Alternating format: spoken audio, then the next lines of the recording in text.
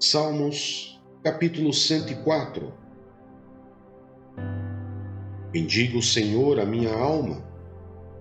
Ó Senhor meu Deus, Tu és tão grandioso. Estás vestido de majestade e esplendor, envolto em luz como numa veste. Ele estende os céus como uma tenda e põe sobre as águas dos céus as vigas dos seus aposentos. Faz das nuvens a sua carruagem e cavalga nas asas do vento. Faz dos ventos seus mensageiros e dos clarões reluzentes seus servos. Firmaste a terra sobre os seus fundamentos, para que jamais se abale. Com as torrentes do abismo a cobriste, como se fosse uma veste.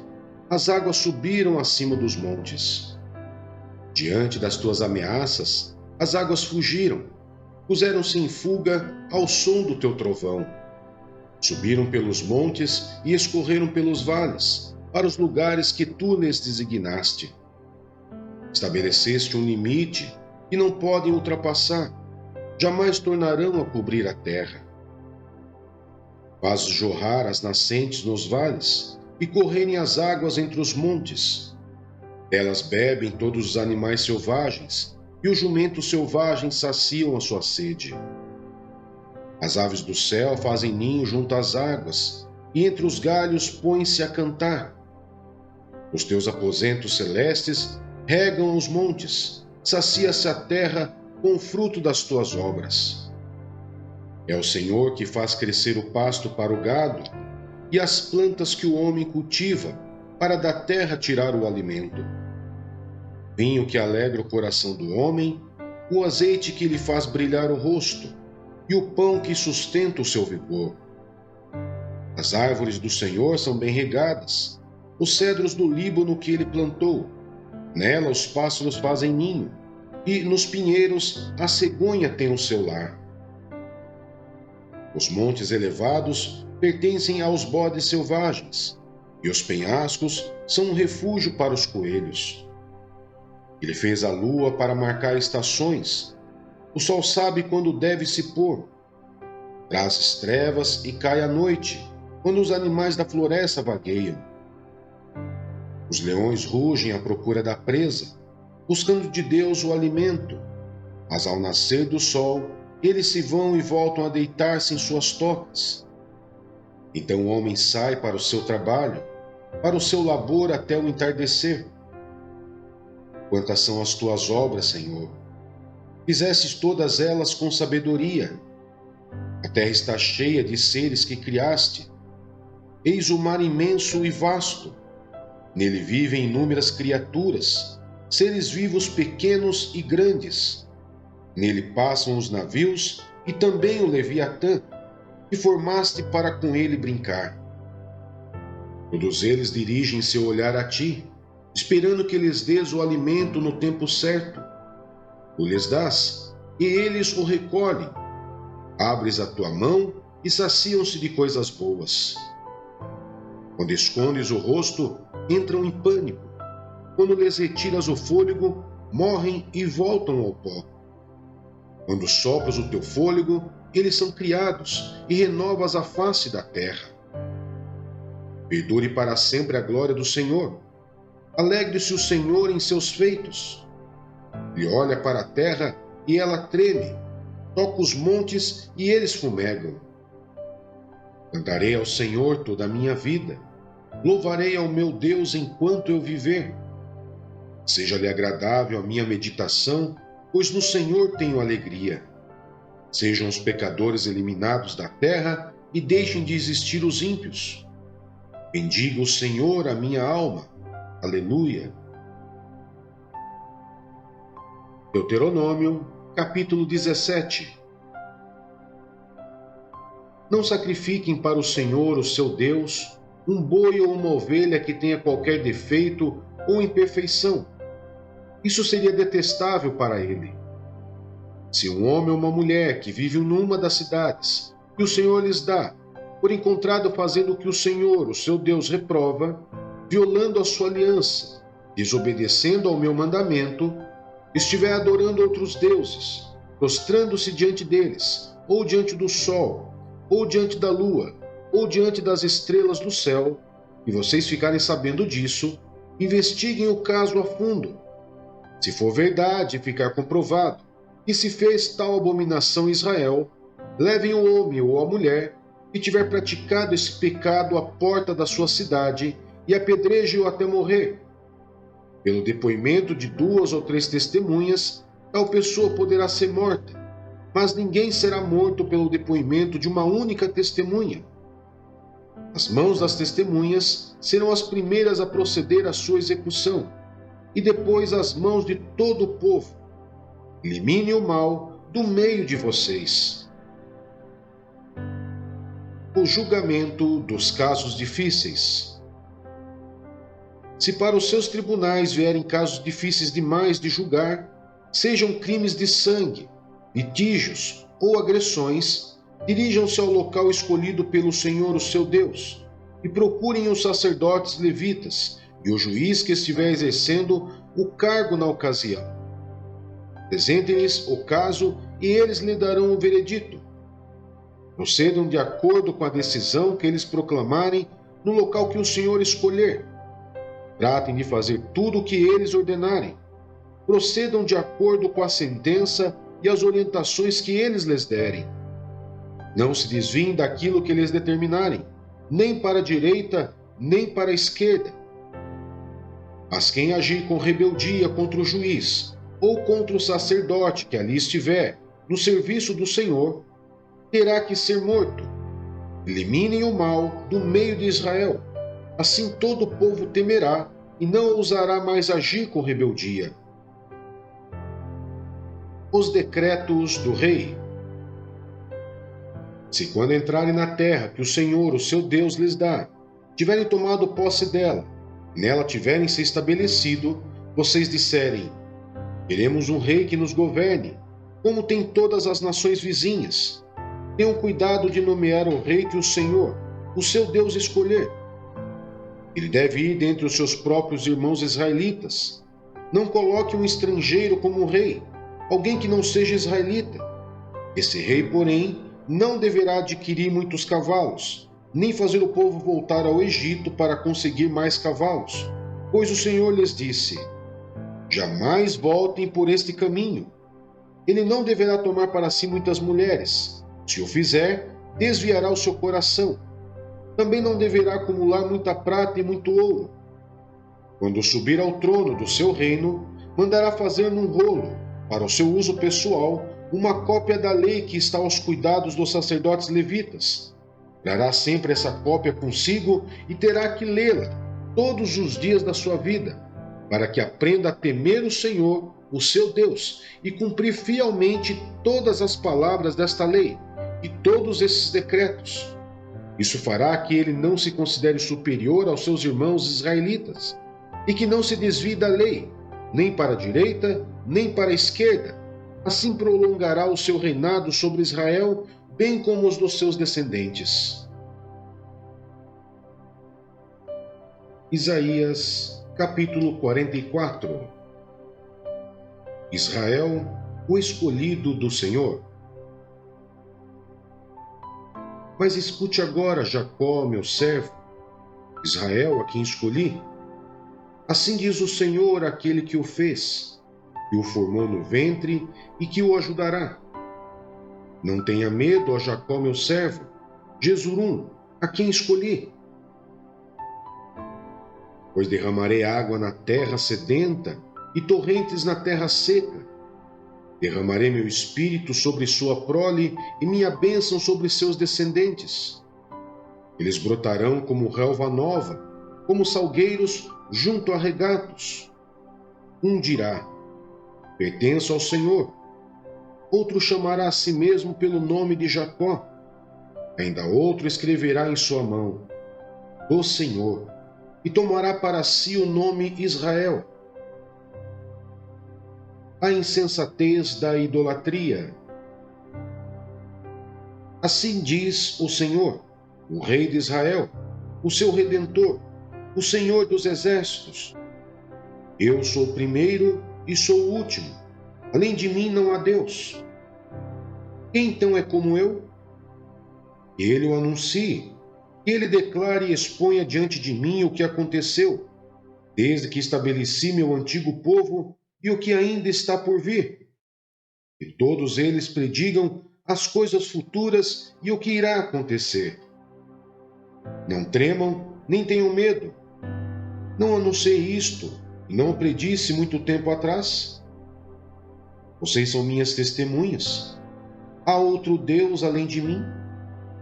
Não, não existe nenhuma outra rocha. Não conheço nenhuma.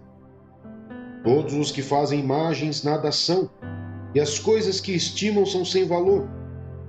As suas testemunhas nada veem e nada sabem, para que sejam envergonhados. Quem é que modela um Deus e funde uma imagem que nada lhe serve?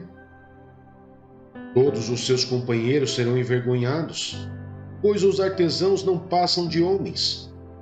E todos eles se ajuntem e declarem sua posição. Eles serão lançados ao pavor e à vergonha. O ferreiro apanha uma ferramenta e trabalha com ela nas brasas. Modela um ídolo com martelos, forja-o com a força do braço. Ele sente fome e pede a força, passa sede e desfalece.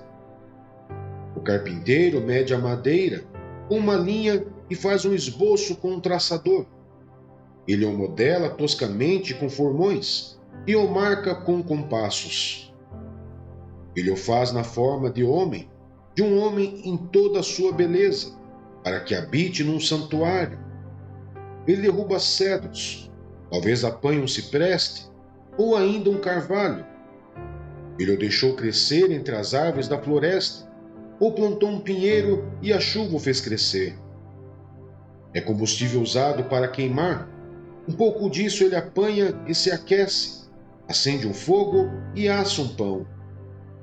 Mas então modela um Deus e o adora. Faz uma imagem e se curva diante dela. Metade da madeira ele queima no fogo. Sobre ela ele prepara sua refeição, assa a carne e come sua porção. Ele também se aquece e diz: Ah, estou aquecido, estou vendo o fogo. Do restante, ele faz um Deus, seu ídolo, inclina-se diante dele e o adora. Ora, ele diz: Salve-me, tu és o meu Deus. Eles nada sabem, nada entendem, seus olhos estão tapados, não conseguem ver, e suas mentes estão fechadas, não conseguem entender. Ninguém para pensar, ninguém tem o conhecimento ou entendimento para dizer. Metade dela usei como combustível, até mesmo assei pão sobre suas brasas, assei carne e comi. Faria eu algo repugnante com o que sobrou? Iria eu ajoelhar-me diante de um pedaço de madeira? Ele se alimenta de cinzas, um coração iludido o desvia. Ele é incapaz de salvar a si mesmo ou de dizer: Esta coisa na minha mão direita não é uma mentira? Lembra-se disso, ó Jacó, pois você é meu servo, ó Israel. Eu o fiz, você é meu servo. Ó Israel, eu não o esquecerei. Como se fossem uma nuvem, varri para longe suas ofensas. Como se fossem neblina da manhã, os seus pecados. Volte para mim, pois eu o resgatei. Cantem de alegria aos céus, pois o Senhor fez isto. Gritem bem alto às profundezas da terra, e rompam em canções, vocês, montes, vocês, florestas e todas as suas árvores, pois o Senhor resgatou Jacó. Ele mostra sua glória em Israel. Jerusalém será habitada. Assim diz o Senhor, o seu Redentor que o formou no ventre. Eu sou o Senhor, que fiz todas as coisas, que sozinho estendi os céus, e espalhei a terra por mim mesmo, que atrapalha os sinais dos falsos profetas e faz de tolos os adivinhadores, que derruba o conhecimento dos sábios e o transforma em loucura, que executa as palavras de seus servos e cumpre as predições de seus mensageiros, que diz acerca de Jerusalém: ela será habitada, e as cidades de Judá, elas serão construídas, e de suas ruínas eu as restaurarei. Que diz às profundezas aquáticas: sequem-se, e eu secarei seus regatos. Que diz acerca de Ciro: ele é meu pastor, e realizará tudo o que me agrada. Ele dirá acerca de Jerusalém: seja reconstruída, e do templo sejam lançados seus alicerces. Apocalipse, capítulo 14. O Cordeiro e os 144.000 selados. Então olhei, e diante de mim estava o Cordeiro, em pé sobre o monte Sião, e com ele 144.000 que traziam escritos na testa o nome dele e o nome de seu pai. Ouvi um som dos céus como de muitas águas e de um forte trovão. Era como o de arpista, tocando seus instrumentos. Eles cantavam um cântico novo diante do trono, dos 4 seres viventes e dos anciãos. Ninguém podia aprender o cântico, a não ser os 144.000 que haviam sido comprados da terra. Esses são os que não se contaminaram com mulheres, pois se conservaram castos e seguem o Cordeiro por onde quer que ele vá. Foram comprados dentre os homens e ofertados como primícias a Deus e ao Cordeiro. Mentira nenhuma foi encontrada em suas bocas. São imaculados. Os 3 anjos. Então vi outro anjo que voava pelo céu e tinha na mão o evangelho eterno para proclamar aos que habitavam na terra, a toda nação, tribo, língua e povo. Ele disse em alta voz: temam a Deus e glorifiquem-no, pois chegou a hora do seu juízo. Adore aquele que fez os céus, a terra, o mar e as fontes das águas. Um segundo anjo o seguiu, dizendo: caiu a grande Babilônia, que fez todas as nações beberem do vinho da fúria da sua prostituição. Um terceiro anjo o seguiu, dizendo em alta voz: se alguém adorar a besta e a sua imagem, e receber a sua marca na testa ou na mão, também beberá do vinho do furor de Deus que foi derramado, sem mistura no cálice da sua ira. Será ainda atormentado com enxofre ardente na presença dos santos anjos e do Cordeiro, e a fumaça do tormento de tais pessoas sobe para todos sempre. Para todos os que adoram a besta e sua imagem, e para quem recebe a marca do seu nome, não há descanso dia e noite. Aqui está a perseverança dos santos que obedecem aos mandamentos de Deus e permanecem fiéis a Jesus. Então ouvi uma voz dos céus dizendo: escreva: felizes os mortos que morrem no Senhor de agora em diante. Diz o Espírito: sim, eles descansarão das suas fadigas, pois as suas obras os seguirão. A colheita da terra. Olhei, e diante de mim estava uma nuvem branca, e assentado sobre a nuvem, alguém semelhante a um filho de homem. Ele estava com uma coroa de ouro na cabeça e uma foice afiada na mão.